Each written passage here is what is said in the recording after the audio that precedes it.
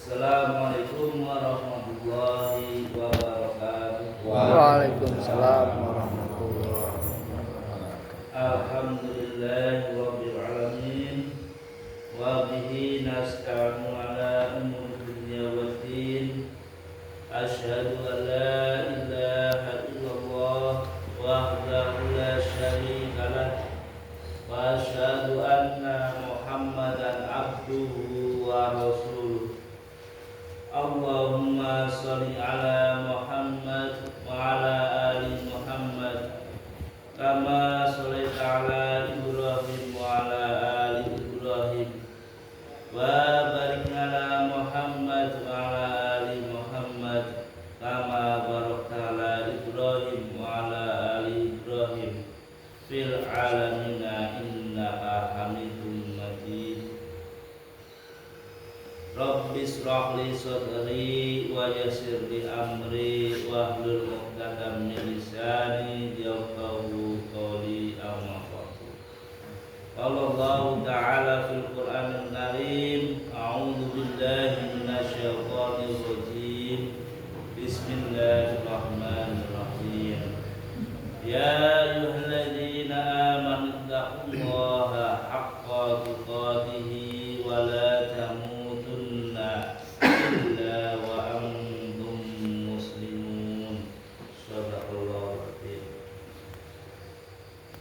Ayyuhal ikhwan rahimahullah, pertama-tama marilah kita panjatkan puji syukur kehadirat Allah Subhanahu wa taala yang telah memberikan banyak sekali nikmat kepada kita, terutama nikmat iman, Islam, kesehatan dan juga kesempatan, sehingga kita masih bisa berjumpa ataupun melaksanakan salah satu perintahnya, yaitu thalabul ilmi. Mudah-mudahan langkah kita dari rumah menuju majelis ini memudahkan kita menuju surga Allah Subhanahu wa taala.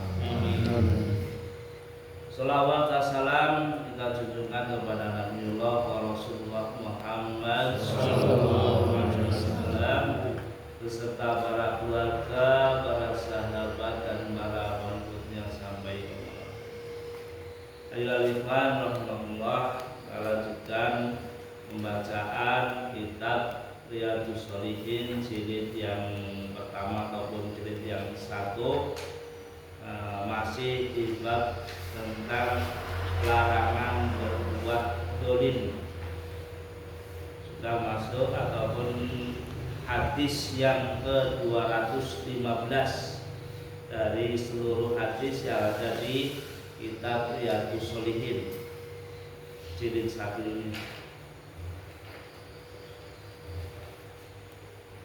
Hadis yang ke-215, An Abi Hurairah radhiyallahu anhu, anin Nabi sallallahu alaihi wasallam qala, man kanat indahu madlamatun li akhihi min irdihi aw min syai'in falyatahallahu minhul yawma qabla an la yakuna dinarun wala dirhamun in kana lahu amalun sholihun ukhidha minhu biqadri madlamatihi wa in lam yakun lahu hasanatun ukhidha min sayyiati sahibihi fahumila alaihi.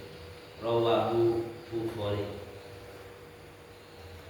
Dari Abu Hurairah radhiyallahu anhu, dari Nabi sallallahu alaihi wasallam, beliau bersabda, barang siapa memiliki dosa aniaya terhadap saudaranya dalam urusan kehormatannya ataupun apapun, maka hendaklah meminta kehalalan daripadanya. Sekarang hari ini sebelum datang suatu hari yang tidak ada lagi dinar dan dirham. Jika ia memiliki amal soleh, maka diambil daripadanya seukuran kezalimannya. Tetapi apabila ia tidak memiliki kebaikan-kebaikan, maka dosa-dosa saudaranya diambil dan dibebankan kepadanya. Hadis riwayat Bukhari. Ini barang siapa yang memiliki dosa aniaya ataupun berbuat zalim terhadap saudaranya dalam hal urusan kehormatan ataupun yang lain, dalam hal perkataan ataupun dalam hal perbuatan, maka hendaklah meminta maaf ataupun meminta kehalalan daripadanya sebelum datang waktu, yaitu ketika dinar dan dirham itu sudah tidak ada lagi, yaitu hari kiamat datang. Jelas dinar dan dirham itu sudah tidak ada gunanya. Jadi di sini disebutkan tadi sekarang hari ini. Berarti ketika kita melakukan kesalahan baik ucapan maupun perbuatan kepada seseorang ataupun orang lain, maka hendaklah langsung meminta maaf. Tapi ya kadang mungkin karena lagi kesal langsung jalur maaf, ya biasanya abot lagi gotok-gotokan lagi mutung malah jalur minta maaf biasanya abot. Tapi ketika sadar, ya maka kita langsung meminta maaf. Ataupun ketika mungkin mengambil barang sesuatu dari orang lain, maka kita langsung meminta kehalalannya, supaya nanti ketika di akhirat, yaitu jika ia memiliki amal soleh, maka diambil daripadanya seukuran kezalimannya. Nanti di hari akhirat, yaitu kebaikan-kebaikan kita, kalau kita tadi berbuat zalim terhadap orang lain, tidak minta maaf dan tidak minta dihalalkan kesalahan kita, maka kebaikan kita akan diambil untuk orang yang kita zalimi. Kebaikan kita diambil, misalnya kita punya kebaikan 100, ya. Nah, kemudian kita punya kesalahan kepada orang lain 30, berarti kebaikannya tinggal 70. Nah, kalau kebaikannya 100 tapi kesalahannya sampai 105, maka minus, ya.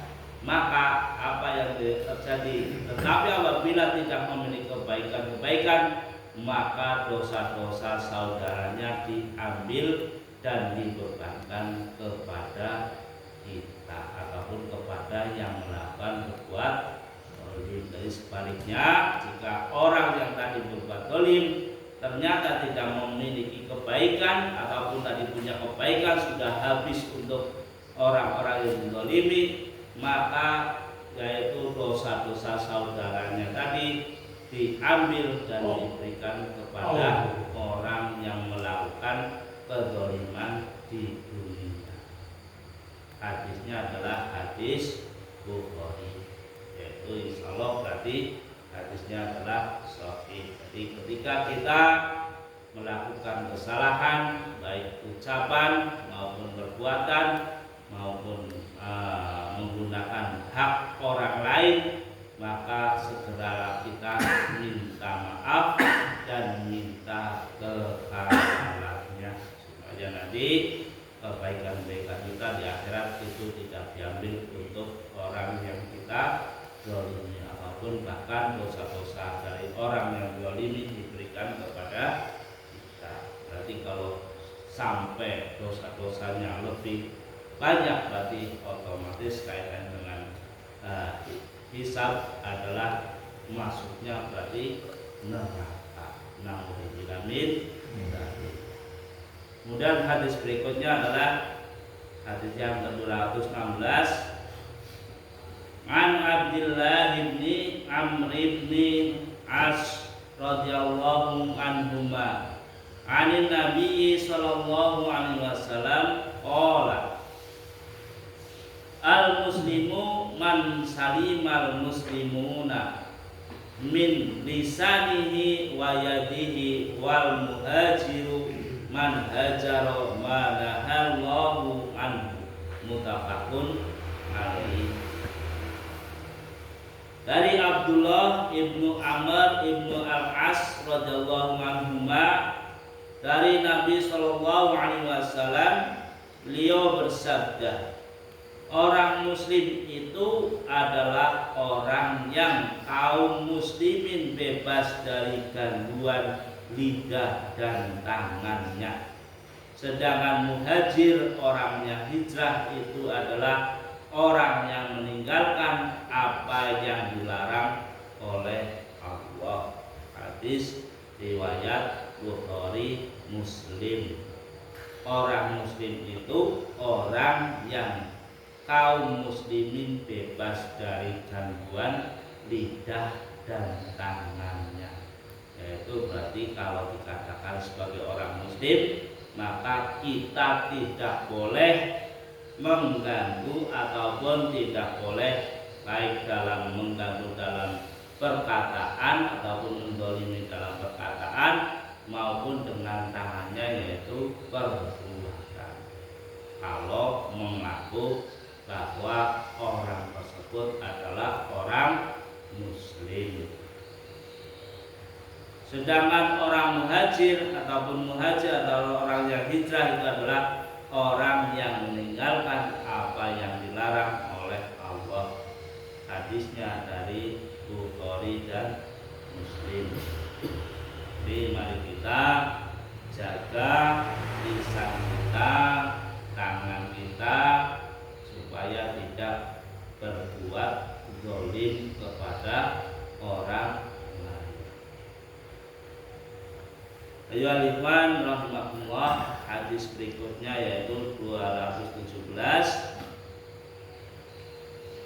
Wa anhu radhiyallahu anhu qala kana ala saqalin nabi sallallahu alaihi wasallam rajulun yuqalu lahu kirkiratu famata faqala Rasulullah sallallahu alaihi wasallam huwa finnar fadhahabu yanzuruna ilaihi fawahadu aba'atan qad khallaha rawahul Bukhari. Dari Abdullah ibnu Amr radhiyallahu anhu, dia berkata, adalah yang mengurusi barang-barang berat milik Nabi sallallahu alaihi wasallam seorang laki-laki bernama Kirkirah. Lalu ia meninggal dunia. Maka Nabi sallallahu alaihi wasallam bersabda, dia ada di neraka. Mereka lalu berangkat memeriksanya. Memeriksanya, tidak ada keterangannya, yaitu untuk mencari tahu sebabnya masuk neraka. Di antara kandungan hadis ini adalah haramnya hulul, sedikit ataupun banyak. Hulul adalah khianat dalam ghanimah, yaitu mengambil darinya sebelum dibagi. Ternyata mereka mendapati sebuah jubah yang telah ia curi. Hadis riwayat Bukhari. Jadi adalah yang mengurusi barang-barang berat. Nabi ini bernama Kirkirah. Jadi diberi amanat oleh Nabi, yaitu Kirkirah, untuk mengurusi barang-barang berat yang terkait dengan ghanimah. Kemudian Kirkirah itu meninggal. Nabi SAW bersabda, dia di neraka. Nah, tentu para sahabat pengen ngerti kenapa Kirkirah itu masuk ke dalam neraka. Setelah ditelusuri, diteliti, kemudian diperiksa, ternyata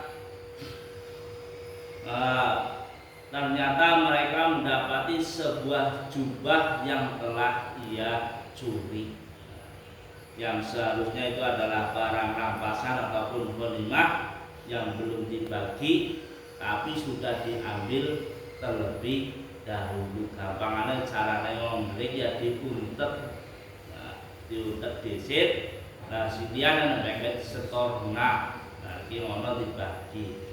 Nah, ini yang di sini diambil diuntet adalah sebuah jubah. Maka Rasulullah SAW langsung bersabda, kira-kira itu ada di neraka, yaitu mengambil yang bukan hak kita, meskipun nanti akan dibagikan kepada kita, tapi sebelum dibagi sudah diambil dulu, itu termasuk perbuatan zalim. Yaitu di sini disebutkan bahwa dia, yaitu kira-kira ada di neraka.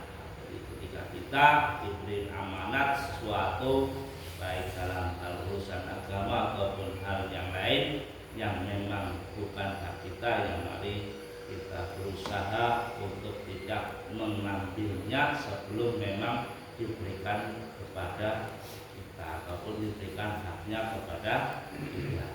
Nauzubillamin. Dan kita terhindar dari hal-hal yang demikian. Ayyuhal rahimakumullah, hadis yang berikutnya karena ini panjang, langsung saja ke artinya. Hadis yang ke-218 dari Abu Bakrah Nufai ibnu Al-Haris radhiyallahu anhu, dari Nabi Shallallahu Alaihi Wasallam, beliau bersabda, sesungguhnya masa ini telah berputar sebagaimana keadaannya ketika Allah menciptakan langit dan bumi. Setahun itu 12 bulan. Di antaranya ada 4 bulan haram, 3 berturut-turut, Dzulqa'dah, Dzulhijjah, dan Al-Muharram, ditambah Rajab Mudhar. Ada keterangan terkait dengan Rajab Mudhar, yaitu dikaitkan dengan Bani Mudhar, sebab suku ini sangat menjaga kehormatan bulan Rajab melebihi suku-suku Arab lainnya.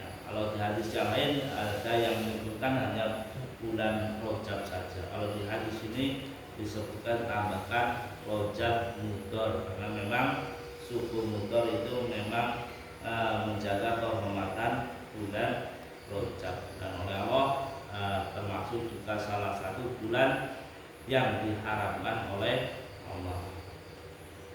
Ini ditambah dengan Rajab Mudhar yang terletak antara Jumada dan Sya'ban. Bulan apakah ini?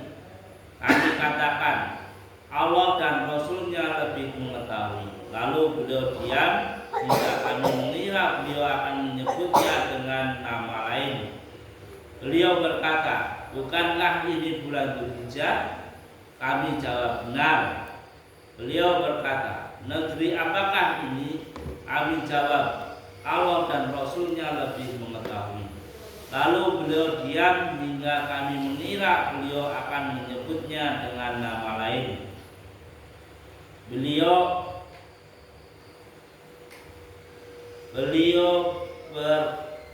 berkata, bukankah ini negeri haram? Yaitu negeri haram, ini ada keterangannya. Demikian dalam satu naskah dituliskan, yaitu Al-Balad Al-Haram, negeri haram Mekah. Kami jawab, benar. Beliau berkata, hari apakah ini? Kami jawab, Allah dan Rasulnya lebih mengetahui. Lalu beliau diam hingga kami mengira beliau akan menyebutnya dengan nama lain. Beliau berkata, bukankah ini hari kurban? Kami jawab, benar. Berarti di bulan Dzulhijjah. Beliau bersabda, sesungguhnya darahmu, hartamu, dan kehormatanmu adalah haram seperti haramnya hari ini di negerimu ini. Dalam bulanmu ini kamu akan bertemu Tuhanmu, dia akan menanyaimu tentang amalan-amalanmu, maka ingatlah, jangan kembali kafir sepeninggalku. Sebagian kamu membunuh sebagian lainnya. Ingatlah, hendaknya yang hadir menyampaikan kepada yang tidak hadir.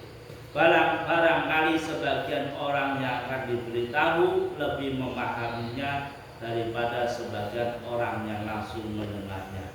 Kemudian berkata, ingatlah apakah aku telah menyampaikan? Ingatlah apakah aku telah menyampaikan? Kami jawab, ya. Beliau berkata, ya Allah, saksikanlah. Hadis riwayat Bukhari Muslim. Perintah di sini yaitu yang pertama, yaitu jangan kembali kafir. Berarti kembali ke perbuatan dolim. Kita dilarang untuk berbuat dolim. Jangan kembali kafir sepeninggal. Ini termasuk kaitannya dengan haji wada Rasul, ya. Ini pesan Nabi, jangan kembali kafir sepeninggalku. Terus apalagi pesan Rasul? Sebagian kamu membunuh sebagian lain, ya. Dilarang seperti zaman jahiliyah, yaitu sebagian kamu membunuh sebagian yang lain. Karena kemarin di hadis yang lain kan, karena tamaknya ataupun kikirnya menyebabkan saling membunuh. Kemudian ingatlah, hendaknya yang hadir menyampaikan kepada yang tidak hadir. Jika kita mendengarkan suatu kebaikan, ini diperintahkan untuk menyampaikan kepada yang tidak mendengarkan, ataupun isinya adalah yang tidak hadir. Dan barangkali sebagian orang yang akan diberitahu lebih memahaminya daripada sebagian orang yang langsung mendengarnya. Ini sampai 3 kali Rasul mengatakan, ingatlah apakah aku telah menyampaikan. Sampai tanyakan 3 kali, baru dijawab oleh para sahabat, iya. Maka Rasul langsung berkata lagi, ya Allah, saksikanlah. Berarti intinya bahwa kita disuruh untuk menyampaikan sesuatu yang hak ataupun menyampaikan suatu kebenarannya. Karena Rasul memang adalah utusan Allah supaya menyampaikan hal-hal yang kebenaran. Maka di akhir tugasnya, maka sampai Rasul, ya Allah, saksikan bahwa Rasul itu telah menyampaikannya kepada umat. Tinggal kita mau melaksanakan perintah-perintah dari Rasul ataupun tidak, itu kembali kepada diri kita masing-masing. Kaum muslimin rahimahullah, hadis berikutnya yang ke-219 masih dalam bab larangan berbuat dolim. Man Abi Umamah Iyasibni Sa'labah Al-Harisi radhiyallahu anhu anna Rasulullah sallallahu alaihi wasallam qala man iqtata'a haqqan ri'in muslimin biyaminihi faqad aujaballahu lahun nar wa harrama alaihil jannata. Faqala rajul, wa in kana syai'an yasiran ya Rasulullah. Faqala, wa in kana qadiban min araqin. Rawahu Muslim. Dari Abu Umamah Iyas ibnu Sa'labah Al-Haris radhiyallahu anhu bahwa Rasulullah sallallahu alaihi wasallam bersabda, barang siapa mengambil hak seorang muslim dengan tangan kanannya, maka Allah telah mewajibkan neraka baginya dan mengharamkan surganya. Maka seseorang bertanya, sekalipun barang sedikit wahai Rasulullah? Maka beliau menjawab, meskipun sebatang siwak. Hadis riwayat Muslim. Larangan mengambil hak seorang muslim dengan ataupun hak orang lain dengan tangannya, ataupun dengan, intinya kita dilarang untuk mengambil hak orang lain.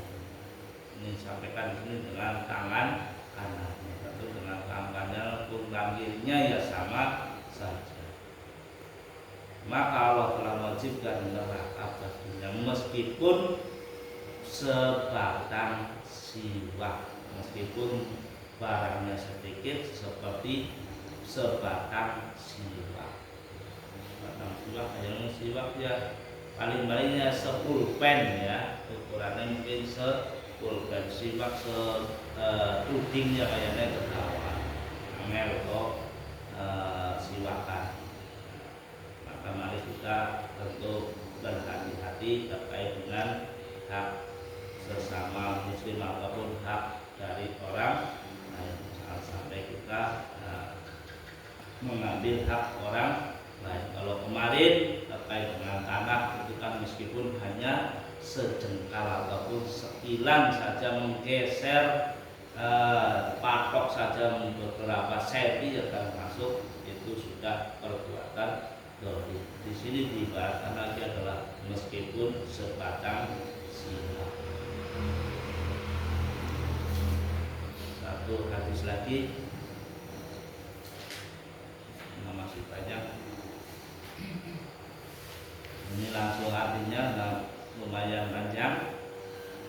Dari Adi ibnu Umairah radhiyallahu anhu, dia berkata, saya mendengar Rasulullah SAW bersabda, siapa di antara kamu yang kami serahi tugas amal lalu menyembunyikan jarum? Ada keterangannya adalah dalam hadis ini ada ancaman yang sangat kuat dan serius tentang pengkhianatan yang dilakukan oleh petugas ataupun pegawai barang besar maupun barang kecil. Dan yang lebih dari itu dari kami, maka itu termasuk hulul. Hulul tadi adalah barang ghanimah, khianat dalam ghanimah yang akan dia pikul pada hari kiamat nanti. Maka seorang laki-laki hitam dari Ansor berdiri sepertinya aku melihatnya. Lalu dia berkata, ya Rasulullah, terimalah dariku amalmu yang engkau tugaskan padaku. Beliau bertanya, ada apa kamu? Dia berkata, saya mendengar engkau berkata begini begitu. Beliau menyatakan, dan saya sekarang mengatakannya, barang siapa kami angkat untuk sebuah tugas, maka hendaklah menyerahkan semuanya, sedikit maupun banyak, maka apa yang diberikan kepadanya boleh diambil, dan apa yang dilarang harus ditinggalkannya. Sama tadi ada amanat tugas untuk menyimpan ataupun diberi amanat terkait dengan mal. Kalau di sini adalah kaitannya dengan ghanimah ya, yaitu tadi yaitu khianat dalam ghanimah, meskipun yang disembunyikan itu sekecil jarum, jaruman sidik ya. Oleh anak istilah mencari jarum di dalam jerami, karena berarti saking kecilnya. Maka intinya kita memang harus hati-hati terkait dengan perbuatan zalim ataupun amanat yang diberikan kepada kita. Jangan sampai kita mengambil yang bukan haknya. Ini di sini dicontohkan oleh ada sahabat hitam yang kemudian memberikannya kepada Rasul karena saking takutnya langsung diberikan kepada Rasul. Satu lagi yang terakhir. Man Umar bin Khattab radhiyallahu anhu qala lamma kana yauma Khaybar aqbala nafar min ashabin Nabi sallallahu alaihi wasallam faqalu fulanun syahidun wa fulanun syahidun hatta maru ala rajulin faqalu fulanun syahidun faqala Nabi sallallahu alaihi wasallam kalla inni ra'aituhu fin nari fi burdatin qallaha au aba'atin rawahu Muslim. Dari Umar ibnu Al-Khattab radhiyallahu anhu, dia berkata, ketika selesai perang Khaybar, beberapa sahabat Nabi sallallahu alaihi wasallam datang menghadap beliau. Mereka melaporkan fulan syahid, hingga ketika mereka sampai pada nama seseorang, mereka menyatakan fulan syahid.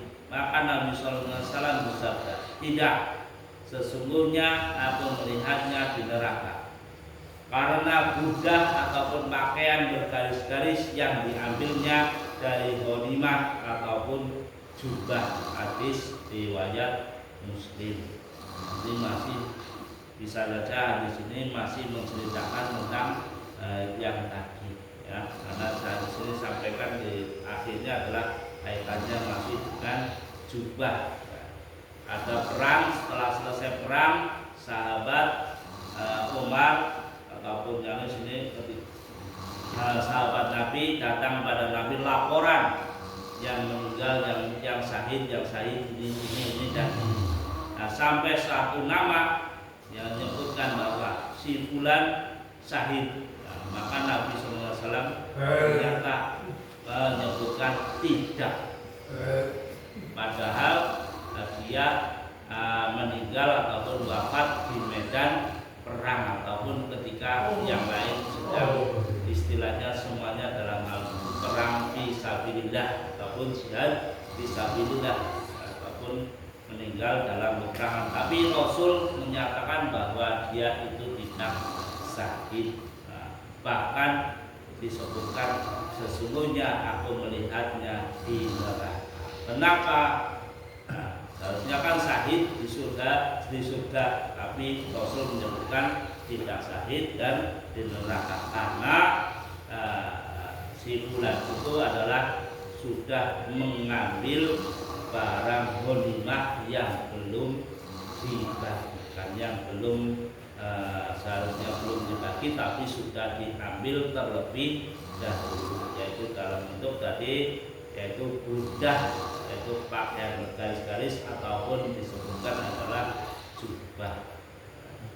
Kan kecil ya, cara kecil hanya jubah yang diambil tapi bisa digantikan dengan mati syahid, ditukar dengan syahid. Jadi istilahnya ya memang perang mati, tapi dimot yang bukan haknya, mengambil yang bukan haknya, malah jadinya masuknya ke dalam neraka dan bukan termasuk mati syahid. Mudah-mudahan kita terhindar, kita koreksi atau kita menghindari hal-hal perbuatan yang menggolimi. Dalam hal ini tadi yang disebutkan adalah terkait dengan hak-hak orang lain. Maka kita berlindung dari hal-hal demikian. Kurang lebihnya kami mohon maaf sampai hadis yang 221. Kalau untuk berikutnya masih tentang bab dolim. Memang dalam bab dolim ini banyak sekali hadis atau dasarnya. Padahal astagfirullahaladzim, kami akhiri billahi taufiq wal hidayah. Wassalamualaikum warahmatullahi wabarakatuh. Waalaikumsalam.